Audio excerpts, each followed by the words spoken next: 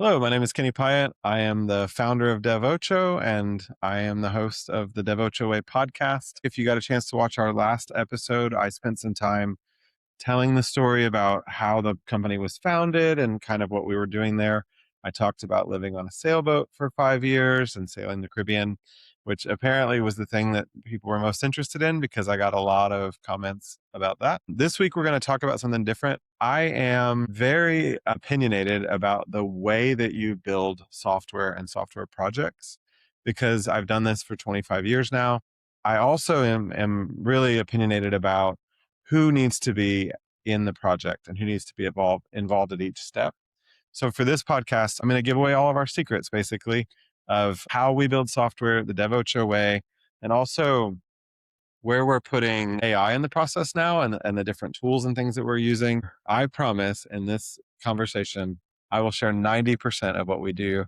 The last 10% I'm going to keep because it is trade secrets for us. I'm going to get a little bit technical in a few parts, but I'll do my best to keep it technical in the sense that if you're technical, you've got something to Google, but I won't go so far into the weeds that if you're a CEO trying to decide about building out a technology team or building out software, or if you're a CIO that just recently got promoted, or if you're in the process of like fixing a broken process in your team, I won't go so deep in the weeds that your eyes would glaze over, but I'm going to be pretty specific.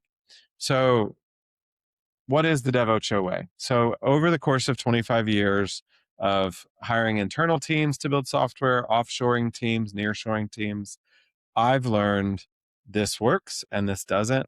And when I came to start this company, I decided I was going to try to engineer a process that would fix all the things that really drive me crazy when I'm trying to get something delivered. Because every company I was an executive in, we would plan out 3 to 5 goals, 5 to 7 goals that we were going to complete that quarter. And my name would be on half of those.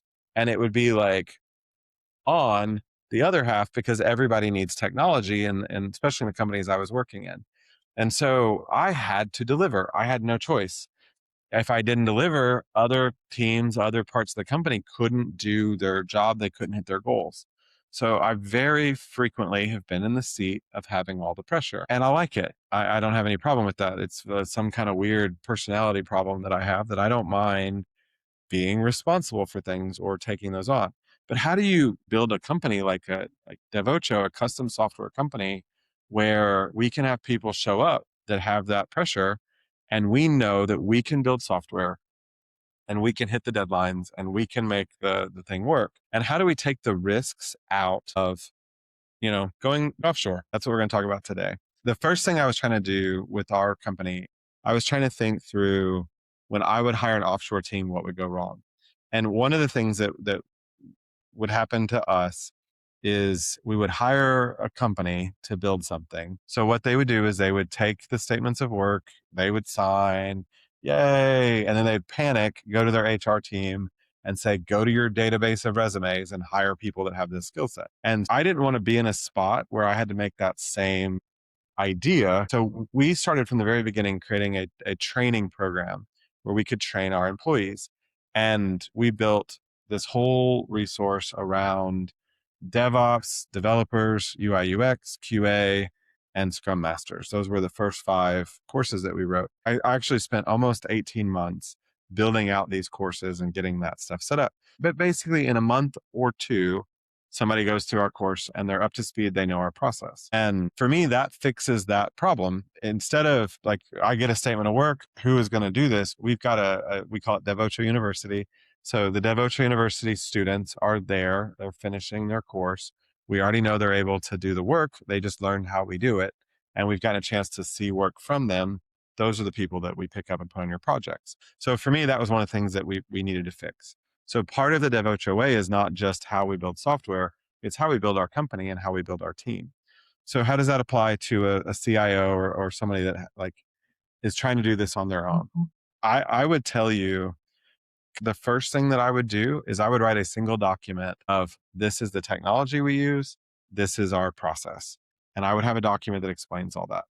And when you hire a new employee, have them work through that. If you've worked for me in any of the companies I've worked in, That eventually is something that I did in a lot of companies. I would realize that I had a group that they're good, they're talented, they're smart, but they're not together. And so I would host a book club. We'd find a book on a methodology.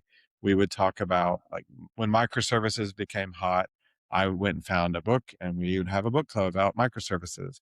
So education and training and those things needs to be ongoing, and that helps you solidify your team. Another problem that we saw frequently when we would hire offshore teams was just communication. So the way we handled that was basically a technology situation. We set up a specific set of technologies that everybody has access to that includes chat, it includes obviously email, and it also includes a very specific way that we use ticket tracking and ticket systems. For what we do, we build projects. Almost all of our customers come to us for projects. We have a few that come, just give me an engineer, I'll take care of it. And that's fine. But what we typically recommend is hire us for projects, and we can put fractional people on projects. You can have a part-time Scrum Master, a part-time UI UX designer, and that helps your budget, but it also improves the quality. So for communication, we use a ticket tracking system that allows us to laser focus in on just the tickets in that project, just for the duration of that project. We track story points and completion times and stuff across that. And so we take a statement of work, we'll work with you to build a statement of work, and then we break that down into tickets. And everything we do follows a similar process. It's the Agile Scrum methodology, but with some opinions. The definition of done is very important to us. Like, when does it meet done? And for us, that includes a full CI/CD process. There's automated deployments if the customer will allow us to do that. If not, we're going to go as far automated as we can up until the handoff. So we might go up until we've built a Docker image and then we ship the Docker image to the customer. So for you, how does that apply if you're not hiring DevOcho and you're trying to build this in your world? I would say the same thing. You need to work on intentional communication. For us, a ticket is a source of truth. Everything that's needed to do the work needs to be on the ticket. If it's a front end feature, there's a mock-up, there's annotations, there's an explanation. If it's a back end ticket, there's an architectural document. There's something that explains this is what we're trying to do. In almost every project, we start with the customer. We do the initial like sales portion where we plan out the statement of work. We get pretty detailed. And then we will either vibe code or we'll use Cloud Design or a tool that we can rapidly prototype. And then we get conversations going. So this is our idea. What do you think, customer? Give us feedback, make changes. From there, we cut those into our user stories. So for your users, and this is what I see every time I'm brought in to like do a turnaround or fix a company, you hire super smart engineers, and super smart engineers sit in front of the computer, and their super smart brains will make the most complicated interface possible. So the fix to that is UI UX. You have a designer or someone whose job is think about this from the user's perspective. Don't let that super brilliant guy design it because he's too smart and he can't think of simple things. So let the designer come up with a simple interface and then hand that off to the engineers. So they're building from a design. A lot of engineering teams don't do that, or that person is separate in a different department. And in my experience, it's best if you build small teams and on that team is a person that does that work. They will do a great job. So when I would offshore, I did this at the beginning of my career. I just need programmers. All I need is programmers. Give me all the programmers. I remember Microsoft, Steve Ballmer, developers, developers, developers. Like, it's not enough. But we all think that going in, like, well, I just need more engineers. It'll be built faster. I would hire just engineers. I'd hire QA from another group. I'd have a person in my office that would be the product owner or Scrum Master, and they would run it. And it would be a hot mess because this group would blame this group and this group would be saying, can't get anything from these stupid people. And it would just always be a hot mess. When I'd offshore the whole project or outsource the whole project, and they had the complete team, so you're talking a leader of some kind, we call those Scrum Masters, that person paired with someone on the business side that knows the work, a product owner, that is an awesome combination. Then you put the developers in the room, so they're hearing the planning, they see what's going on, they get access to the documentation, they know how to build it. UI UX to make it functional, pretty, a QA to make sure it all works. I know that Amazon made it famous not to have QA. And I have watched 100 companies. We're going to do that. We'll take the QA money and we'll hire another engineer, and everything is broken all the time. Have a QA person, have a detail oriented person that looks through the work and makes sure it's working, especially with AI coding agents. AI coding agents are awesome. We use them, but you need to have a QA step in that process. And then ultimately, I also think it makes a lot of sense to have a DevOps person in the team, because you got to deploy the thing. It needs to be secure. So we take our DevOps, DevSecOps kind of role, and we teach a person our process of how to test, how to deploy, how to build out that CI/CD pipeline. We have like processes and templates that we follow. And so to me, that's a team. If you outsource to that team, they are going to deliver great software. If you hire that guy on Fiverr and you send him a loose spec, I'll give him like a 40% chance bro's going to deliver something awesome. I'm going to give it a 60% chance you're going to be frustrated. My recommendation is hire the team. You will thank me, I promise. It works. Having that leader that pairs with the business person is valuable. Having a QA to make sure it works is valuable. Having 3 or 4 developers, or at least 2, I always recommend don't start with 1, start with 2, because what if you hire an idiot and you don't know because he sounds smart? Always hire 2. The DevOcho way for us is that it is having the people in the right place, the people involved in the process. Again, we do that fractionally. Very rarely do we lease a whole team unless it's a really big project. We will lease a third of a scrum master, 25% of a UI UX. Typically, we do 3-to-1 QA to developers. That's kind of a good rule. And then we will do 1 DevOps, but normally those are also fractional, depending on your project and how difficult. We might do them full time in the first couple of sprints. Then we'll go to 30%, and then we'll go back to full time right before we launch. And that's how we do it. If you're building out multiple teams, that ratio should hold.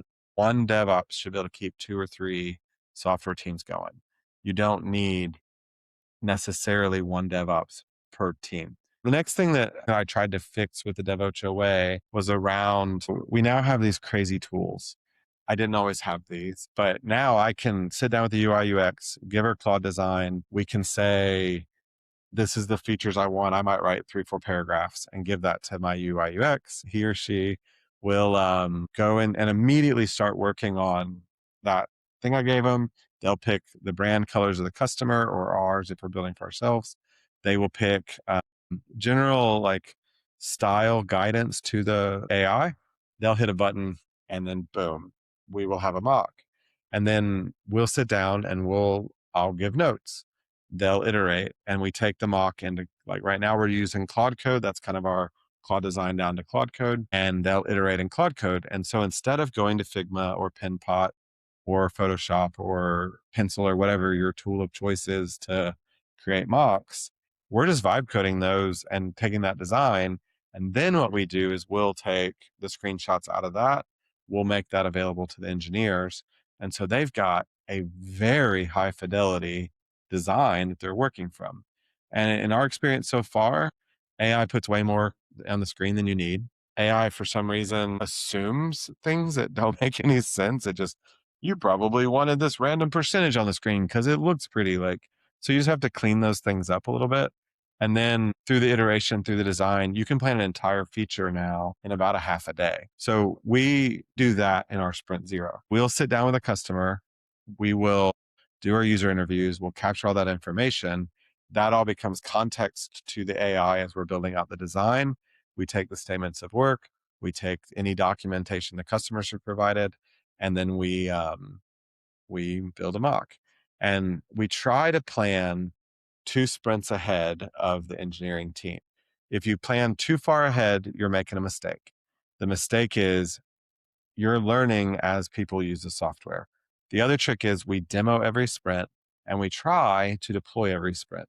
There are times where it's not possible, but if it is possible at all, we're going to deploy the software so the customers are touching it and they're feeling it and they're feeling what it's like to use it, because sometimes the software is very complicated and the teams overcommit because they're wanting to get a bunch of stuff done, and we're late on some of our deployments to customers in the process. That's a mistake. I call it out if we make that mistake here. When our scrum masters aren't deploying every 2 weeks and the customers aren't touching the software every 2 weeks, you end up with a lot more bugs at the end of the process because the customer didn't get to feel it. So my encouragement to you, follow the scrum process, retro and demo every 2 weeks, deploy, deploy, deploy, deploy.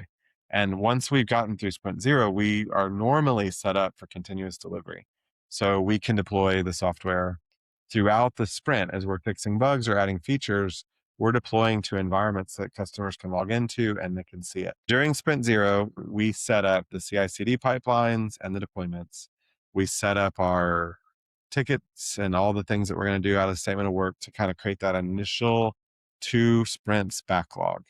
And then we go to work mocking features, and we're doing user interviews and mocking features. So the first 2 weeks of our projects are really busy, really aggressive. The reason that we do that was my experiences.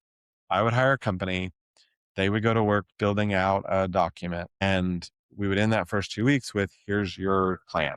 It's just a document. I can't touch it, taste it, or feel it. And with the tools that we have now, there's no reason to wait to see screens. Screens help you understand what's being built. So we try to get there as fast as we can in that first sprint. Then at the end of the sprint, we go for approvals. When the customer approves it, those tickets are added to the next sprint. We'll add a graphic to the screen here, but you can go to the DevOcho website to see this. We do 2 loops, the planning sprint, and then we do the building. So sprint zero is a planning sprint to kind of prime that loop. And then sprint one, we build. During sprint one, the UI UX, Scrum Master UI UX, those guys are planning what will be built in sprint two. And so we keep that process moving so that the plan's ahead of the stuff. We try to have 2 sprints, like I said, planned ahead of time so that at any moment, if the team finishes early, there is a backlog that's ready to go. It's refined. Everything's definition of ready. They can grab those and pull them into the sprint. That way, if there's extra bandwidth, we don't miss anything with that. We've got it to go. Again, with the tools we have now, that is incredibly reasonable. When everything had to be built out in Figma or Penpot, we could do it, but you would spend a lot more money and time in the UI UX side.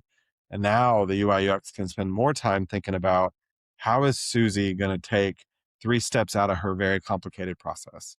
That's where you want the UI UX spending their energy. How do we make this better? How do we make this smoother? How do we make it more polished? Like, that's the time that you want to invest in your software. So that's the other part of the DevOcho way is how we handle the very first sprint, our sprint zero. One of the things that we do as well is kind of different. I don't take every project that shows up. I don't accept all projects. I want to understand their investment. I want to understand their decision. How do they approach buy versus build? In our last meeting, we talked in depth about this, but generally speaking, in that last podcast, I laid out a framework for, if it's core to your business, you probably should build that in-house. If you have a technical team, if you don't have a technical team, like your business is too small or nobody in your company knows anything about technology, then you shouldn't build it in-house because that would be a disaster. But if you have a technical team, you want to build core things in-house. You want to outsource anything that's ancillary to that core group. Internal tools, a lot of times, can be really great projects to outsource. You need this thing. It's going to make you more efficient. It's not necessarily customer facing. Those are great projects to outsource. If you don't have a technical team, I think you have no choice. You need to outsource. But I don't typically recommend the fundamental parts that make your business special. That needs to stay in. You guys will treat it with so much importance to your business. So I don't recommend that. I do recommend anything that bolts on, anything that integrates, anything that if it touches other systems, those are all wonderful opportunities to outsource and save your team to focus on things that are critical. Another part of that buy versus build decision is, for me, an ROI. I want to understand, if we build this, what's the return on investment? I don't want to just build something and never talk to you again. I want to build something and you love me and you want me to build the next thing and keep working or enhancing that. So it's better for our business to have that opportunity to know there's an ROI. You're going to do a good job. Your business is going to have an opportunity to grow if we do this work, and you're going to love us and keep working with us. So I try to understand that. you as a leader in technology absolutely need to understand the ROI. Do not fall into the trap of this is cool technology. Oh, wouldn't it be awesome to build this thing? Don't do that. It's so easy to do that, but you need to understand what is the business value of the thing that we're building. And that's important to me.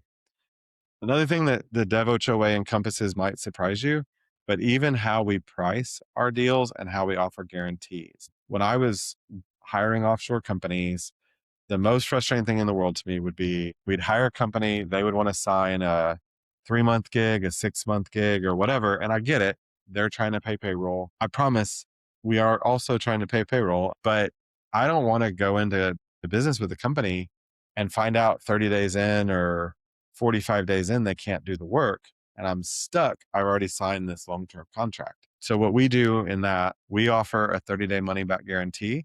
So during that first 30 days, if we haven't impressed you with our planning, our ability to set up environments and get all that stuff working, and that first sprint demo where we build stuff, then you can fire us. I'll give you your deposit back and it'll be sad. We haven't had to do that yet, like knock on wood. But yeah, we will 100%. I'm not going to trap you. That's not what I'm trying to do. And I'm sure at some point that might happen. I hope it never does, but by doing that, it changes the incentives for us. We don't want to give that money back. We don't want to miss. So we kill ourselves for the first 30 days of every project to make sure the project is set up correctly and that you know you're going to get what you're after. That 30-day money back guarantee also takes all of the risk out except for time. Your risk becomes time.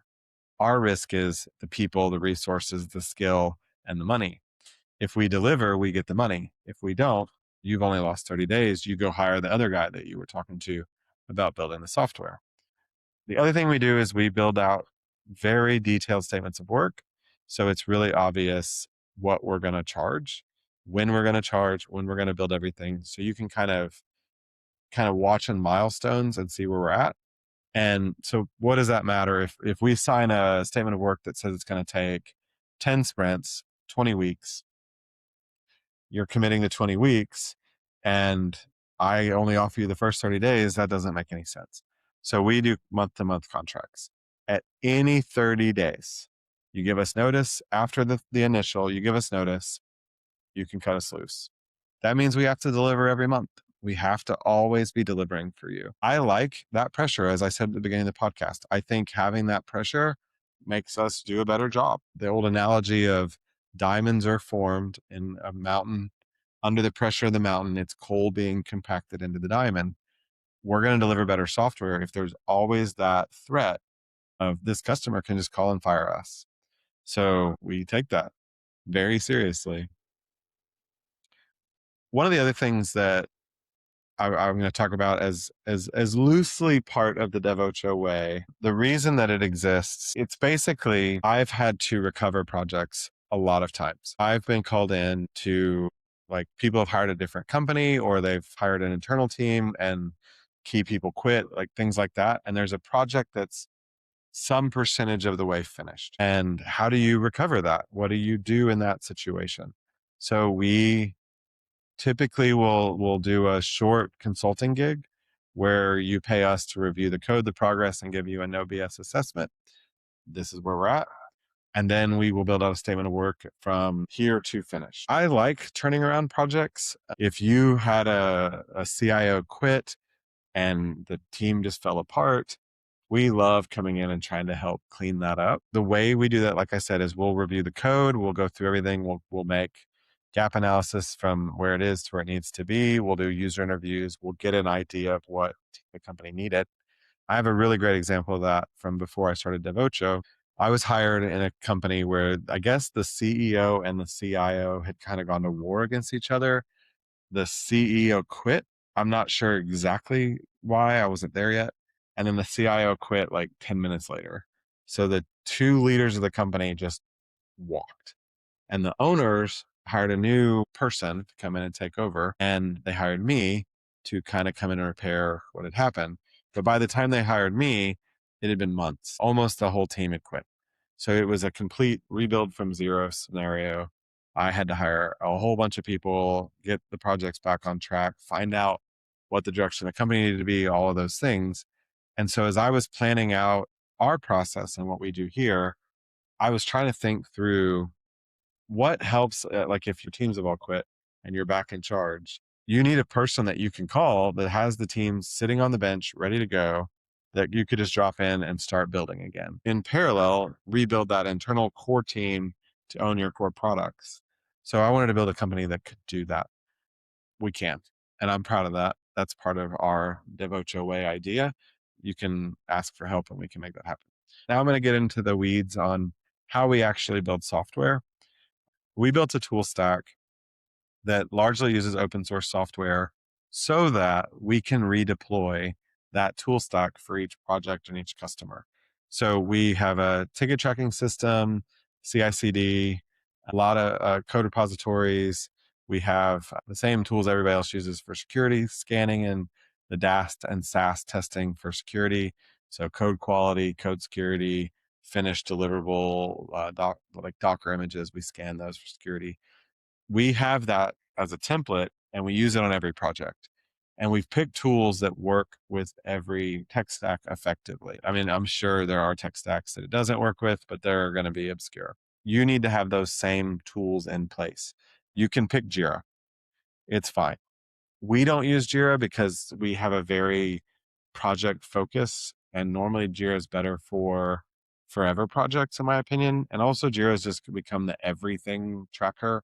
So it's kind of cumbersome and it's easy to over configure, I guess is what I would say. Here's a 37 step Scrum board. You don't need 37 steps, but that's a temptation.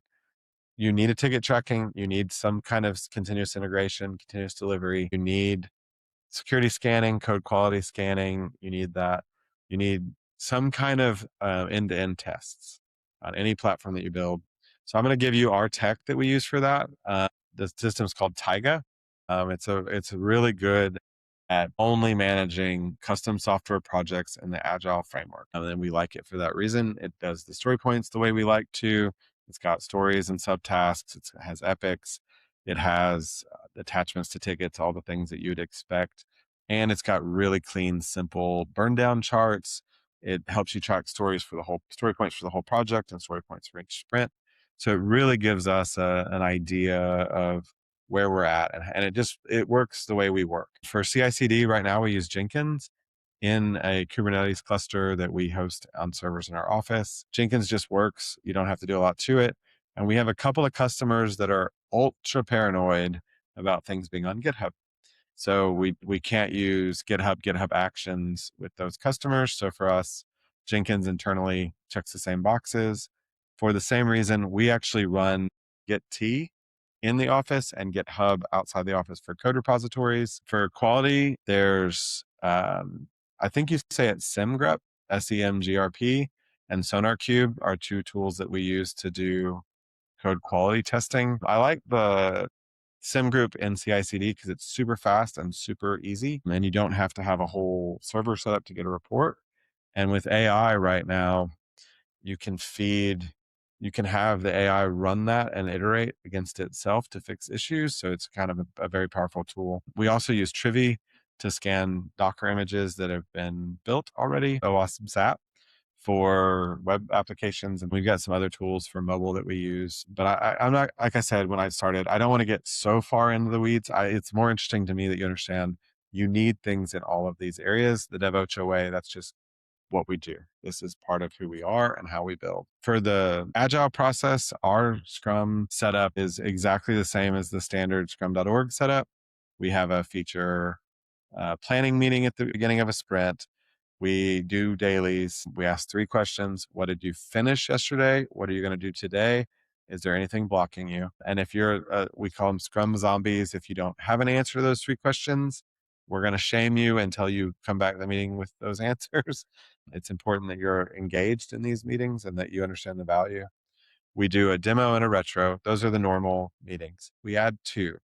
For our customers, we do a feature planning meeting where at the beginning we will set up and show them these mocks that we've built. We'll talk through their project. We try to get information. So that's the feature planning. And then with the end, we do what we call feature approval. So we start a sprint, We gather information at the beginning. At the end of the sprint, we present that information and try to get approval.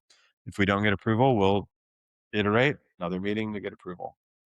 Most of the time, after 1 or 2 sprints, we've learned how to work with the customer. They've learned how to work with us. Those meetings are quick, and sometimes they're emails. Anytime you can do an email meeting, it's the best meeting. So we try to do that. So those are our 2 kind of deviations from the standard scrum.org. On a large enough project where there's multiple teams, we have a much more elaborate process. This is part of my 10% that I'm not going to share. But I will tell you, if you go to scrum.org and you look up like Scrum trains and conductors and that idea, there's some really good ideas there. So if you're trying to run scrums of scrums and groups of people, multiple groups of people on teams, that's a really good model to start with. The last thing that I think we're going to talk about today, unless I think it's something else while we're talking, you really need to focus on the business outcomes, not the technical deliverables. I hinted to this, but as a new CIO or CTO, you don't want to go to your executive leadership meeting and say, we're building 3 microservices. They don't care. The CFO doesn't even know what that means. Like, you don't want to focus on that in the way you talk and communicate to business leaders. This is kind of a little bit outside of just perfectly the DevOcho way, but it's something we teach our Scrum Masters as they're interacting with customers. You want to talk about the business outcomes. So we're going to build this feature because it offers this capability for our company. And this is the ROI, if you can calculate it, or this is the efficiency gain that we're going to make from this. As you're planning and communicating and talking about building software, you want to talk about the outcomes. I think that really does a good job of like framing how to communicate around projects and software. I do have these 5 items that can derail a project, and how the DevOcho way kind of helps stop those are software process. One of the things is like fears that one of our customers could have, or a prospective customer, or fears that you might have as you're going into a project. Nothing gets done but meetings. This was my fear at the beginning of a project. We'd have like 53 meetings, and I'd feel like, where's the code? What's happening? Why can't I see anything? And so our sprint 0 is how we fix that. But there's a crazy story where I was hired to come build software. And at the time, I'm actually just an engineer. I'm being hired as kind of the first engineer to come in and start building out a team to build software for a company. And this company has hired a Harvard MBA to plan software. This was in the early 2000s. I show up, and the Harvard MBA, literally I say, all right, what do we have as far as the plan for the software that we're building? I've heard the owner talk about it. He's kind of explained what they want, but you've been here for 6 months. What's your plan? And I'm not kidding. The guy had this roll of butcher paper, and he goes into a conference room with me, and he pulls out this butcher paper and he lays it down and he rolls it across the whole table. It rolls off the end of the conference room table, rolls off the end of the table, and then keeps rolling on the floor. He goes, "This is the plan." And I'm like, you've spent like months and your plan is handwritten on butcher paper. Like, oh my gosh, what are we doing? And what was even worse about it, and I'm just going to be completely mean to this person, who's a very nice person, but that plan was completely useless. There was nothing in there that I could understand, even what he was trying to accomplish. Not a single, this goes on this screen. And I remember like back then, everything was like, what's on the homepage? He couldn't explain it. He didn't know what needed to be on the homepage. He had written only outcomes. And so it was like, but what do we build to get the outcome? He couldn't explain anything. The next fear that you might have is quality drift. So it's really easy if you don't have a rule around, test coverages, automated test coverages, things like that for the stuff that you build at the beginning to get broken by the stuff you build in the middle on a project. And so in our process, we have like a set of kind of strong rules about things like unit test coverage. So I'll share one of my trade secrets. You don't have to follow it exactly, but you should sort of follow it. We start a project with 0 test coverage. On projects, we're going fast, and test-driven development is awesome if the risks are really high. If you make a code change and you could cost $100 million, slow down. We're doing test-driven development. If you're in a hurry and the faster you can get to market, the better the results of the outcomes are for you, we don't ever do test-driven development. We write tests later. So we'll build, then we'll test. So our rule at the end of sprint 0, we don't have any tests. At the end of sprint 1, we're targeting 10%. If the whole thing lines up perfectly to 10 sprints, we're going to do 10% additional test coverage every sprint. So 10% goes to 20, goes to 30, goes to 40. Projects don't always line up like that. So we've got some basic rules. Then we have a rule that we hit 80% coverage. We're not going to continue to increment that to 90 or 100%. And there's a lot of reasons we have that. We want to test the most important things. We want to test the core things. And then there's other things that are important, but they're not critical. We don't try to test for those.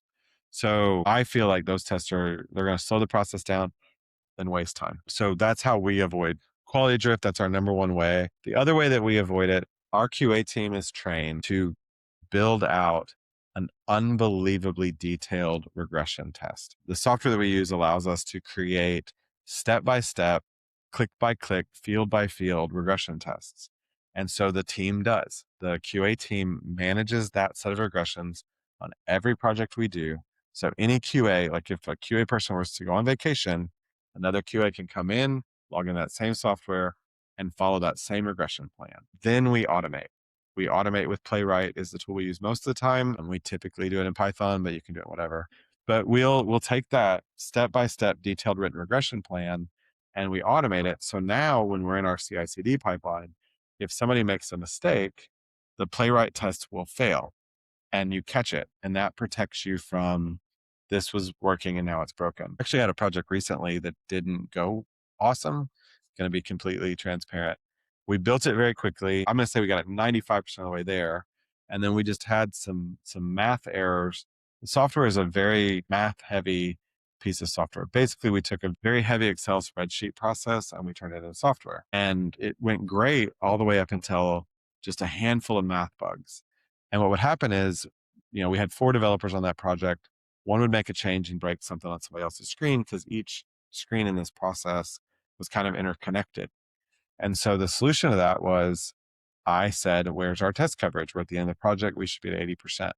And the response back was, ooh, we're only at 30% test coverage. So we didn't follow our own process. So after a brief moment of, come on, guys, what are you doing? We sat down and we went after it. And now we wrote something like 700 tests. We have 80% test coverage. We've almost completely ended that issue of fix it here, break it there. And now if that happens, we write another test so that those things don't break each other.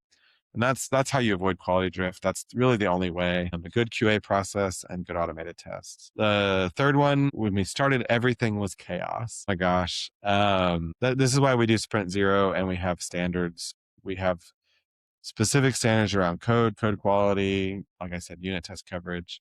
So that's what fixes that. Scope creep. Oh my gosh. I could do a whole podcast on scope creep by itself. You start custom software, we bill you for our time. It's like an attorney. If you go back to the attorney and you want to add another like 6 sections to a contract, he's going to bill you for that. Software works the same way. If you ask us for more, it's going to cost more. But it also works that way if you're building software internally. If you've got a team inside and you keep asking for a little feature change, a little tweak, a little this, a little that, costs go up. That's just how it works. And so how do you rein that in? The way that we do that in the DevOcho way is we've learned that there is a percentage that almost every customer will ask for changes. So I hate to use the word pad because the second I say this, everyone that negotiates with me will be like, hey, what percentage did you put on that? Let's take that off. We won't ask for any changes. And I know that's not true. You're going to ask for changes. You're going to have great ideas while you're building the software. So for us, what we do most of the time, we try to ask for contingency. Now you're going to hear my percentage. So it depends on the scale of the project. The bigger we'll ask for slightly more, the smaller we'll ask for slightly less. But normally I come in 10 to 15%. I'm going to tell you, so let's say, just making up numbers, let's say it's 10 sprints, $100,000 project. I'm going to tell you, plan for another sprint and another $10,000 for all of your great ideas, because you're going to have them. Everybody has them. And that way you're not surprised. Your software is better because you've had good ideas to improve it. And then you don't feel like the cost and the scope creep have exploded. We have a slightly different process in the DevOcho way here as well, where we will do the initial project with you, but upfront we'll tell you what we expect our like ongoing support, we call it baseline support, would be. And in baseline support, we're doing things like security updates as software changes, bugs are found in the libraries that we used. You need to upgrade those. We need to sometimes make code changes. So we give you a price for those with some enhancements. And it varies based on the project, how complicated it is. But you can know that after your initial budget, this is going to be your monthly budget. So some of those feature asks that are awesome, but they're lower priority, kick those into that baseline project, the baseline process after we've deployed. Make a running list, work with your scrum master and ask him, I want you to keep a list of all these lower priority features that would be awesome. We had a customer, one of my favorite projects, very difficult project. They are two of the most operationally focused people I've ever worked with in my career. And they had like 10,000 good ideas. And we were trying to integrate all 10,000 of them. And then by the time we get towards the end of the project, we're running out of time. And you have to go back to the customer and say, we're hitting your statement of work. We can't add any more of your feature requests. We've passed our padded, we've passed everything. We've got nothing left. You're either going to have to pay more or you're going to have to stop. And some customers will be, if it's got an ROI, I'm paying more, we're doing it. Some customers are budget sensitive, they can't do it. So the DevOcho way, we ask for an intentional upfront, this is your scope creep budget. And then we try not to need it. To be honest, the scrum masters are told, work to the statement of work number, try not to engage that 10%, because we know our customers are happier when things are on or under budget. But if you had a lot of great ideas, you hopefully told your CFO and you've got that 10% allotment. I heard a company that was out of Eastern Europe, and I did experience this to some degree. We didn't really understand what they were doing and why we were paying them. There was no outcomes that we could see. And so we quit fairly quickly. The way that we don't deal with that in our process is I just told you our entire methodology. It's a clear progress based process. So there's milestones in every project, that we're hitting it or we're not. We also allow you to make changes in what you're asking for. If we're in a 20-week engagement and on week 3, you get a call from a customer that says, oh my gosh, we need to change everything, we will work with you and we'll try to adjust the scope to still be within the statement of work. Sometimes we can't, but we try. Sometimes it's just kick 1 or 2 smaller features out and there'll be room for that feature. So we'll work with you on those things. We don't lock you in. Okay. I think I said a million things. I am supposed to ask you to follow us on all our social medias, which will be posted somewhere in the description or on the screen. And I appreciate you listening. If you listened all the way to this point in the podcast, you're interested in this topic, and so am I.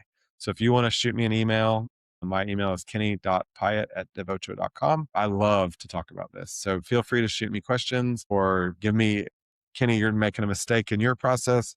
You need to do this other thing. I also love feedback. So please feel free to shoot any kind of communication with me that you'd want. If you need custom software, we're happy to have that conversation. We do statements of work for free and we plan in pretty good depth. So you should see value even just engaging with us for that. Thank you very much. You guys have a great day.